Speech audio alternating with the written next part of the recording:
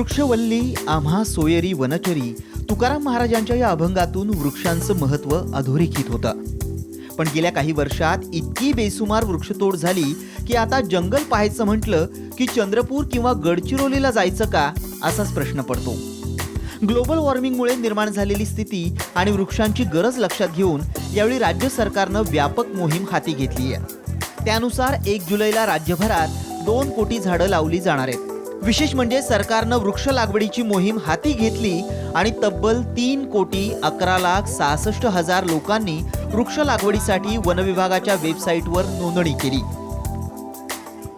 लोकसहभाग वाढावा, लोकांनी यामध्ये स्वतःहून पुढाकार घ्यावा आणि हे मिशन स्वरूपामध्ये स्वीकारावं, हे एक इव्हेंट किंवा कार्यक्रम स्वरूपामध्ये स्वीकारू ही यामागची भावना आहे. आणि या भावनेला अनुरूप आम्ही जी काही योजना तयार केली, मी स्वतः प्रत्येक विभाग स्तरापर्यंत पोहोचलो. राज्याच्या विविध विभागाच्या माध्यमातून त्यांची मदत घेत 1.5 कोटी वृक्ष वन विभागाच्या माध्यमातून व 1/2 कोटी वृक्ष ही साधारणतः इतर विभागाच्या माध्यमातून लावण्याचा संकल्प केला. आता आमच्या समोरचं आव्हान आहे की वृक्ष लावणे हे 10%, 90% याची सुरक्षा कशी करायची. आणि यासाठी वन विभागाच्या 1.5 कोटी वृक्षासाठी 1000 माणसामागे आम्ही या संदर्भामधला निर्णय केला की जो नरेगामधला कार्यक्रम आहे तो लागू करायचा आणि नरेगाच्या माध्यमातून 1000 वृक्ष वाचवायचे.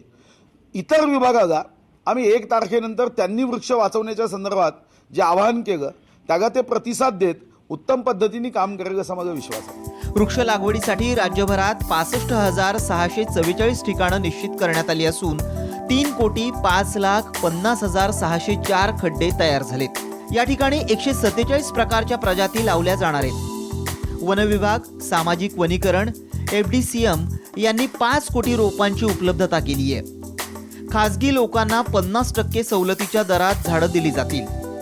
शिवाय 1.5 कोटी वृक्षांचं संवर्धन वन विभागामार्फत केलं जाईल. तर उर्वरित वृक्ष संवर्धन हे लोकचळवळीमधून केलं जाईल. यापुढे गाव तिथे नर्सरी, त्यामुळे 3 वर्षात 50 कोटी वृक्ष उपलब्ध होतील असं नियोजन आहे. राज्याचं वनक्षेत्र 33% करायचं असेल तर 400 कोटी झाडं लावावी लागतील. उर्वरित 40,000 चौरस किलोमीटर क्षेत्रावर सेल्फी विथ ट्री ही स्पर्धा राबवण्यात येईल, जिथं रोपं लावून त्यासोबतचे सेल्फी पाठवता येणार आहेत. यातल्या विजेत्यांना व्याघ्र प्रकल्पाला भेट देण्याची संधी मिळेल. वृक्ष लागवडीच्या या व्यापक मोहिमेमुळे वनमंत्र्यांचा जिल्हा म्हणून ओळखल्या जाणाऱ्या चंद्रपुरातही उत्साहाचं वातावरण पाहायला मिळतंय.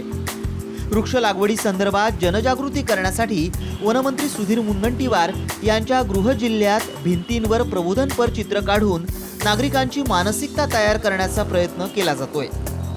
चंद्रपूर शहरातील सार्वजनिक ठिकाणच्या भिंतींवर प्रबोधनपर चित्र काढण्यात आली आहेत. नवरगाव इथल्या ज्ञानेश्वर चित्रकला महाविद्यालयाचे हे विद्यार्थी यासाठी परिश्रम घेत आहेत. प्रत्येक चित्रातून समाजाला काहीतरी प्रबोधन होईल याच जाणीवेतून ही चित्र रंगवली जात आहेत. चित्रांमधल्या कल्पकतेतून झाडांचं महत्त्व अधोरेखित करण्याचा प्रयत्न हे चित्रकार करतायत. त्यामुळे ही चित्र लक्षवेधी ठरण्यासोबतच प्रबोधनपरही ठरली आहेत. लोकांचं प्रबोधन झालं आणि महत्त्व पटलं तरच ते वृक्षारोपणासाठी तयार होतील, हा यामागचा हेतू आहे. पेंटिंगच्या माध्यमातून लोकांना प्रेरित करत आहोत. चित्रामधून त्यांना संदेश देत आहोत. आम्ही नवीन पेंटिंग काढा, पेंटिंगच्या माध्यमातून त्यांना संदेश देत आहोत की वृक्ष जसे प्रत्येक चित्रामध्ये वेगवेगळे दिले आहे, ऑप्शन दिले आहे त्याच्यामध्ये की झाडी नष्ट केल्यानंतर काय हाल होणार, कसे काय होणार त्याबद्दल. चंद्रपूर जिल्ह्यात 22 लाख झाडं लावली जाणार असून त्यातली 15 लाख झाडं वनविभागामार्फत लावली जाणार आहेत. एकंदरीतच पहिल्यांदाच इतक्या व्यापक स्वरूपात राज्यभरात वृक्षारोपण मोहीम राबवली जातीये. अर्थात या वृक्षांचं संवर्धन होणंही गरजेचं आहे. कारण बऱ्याचदा पावसाळा आला की हौशी सामाजिक कार्यकर्ते, राजकीय पुढारी, सरकारी बाबू वृक्षारोपण करतात. पण पावसाळा संपला की त्या झाडांचं काय झालं याकडे ढुंकूनही पाहिलं जात नाही. बोटावर मोजण्या इतपतच सामाजिक आणि धार्मिक संस्था या बाबतीत सजग आहेत. त्यामुळे वनविभागानं केवळ वृक्ष लागवडीचा मोठा आकडा दाखवून उपयोगाचा नाही, तर या झाडांचं जतन आणि संवर्धन कसं होईल याचंही नियोजन करायला हवं. मुंबईहून कपालिनी सिनकरसह संजय तुमराम, साम टीव्ही चंद्रपूर.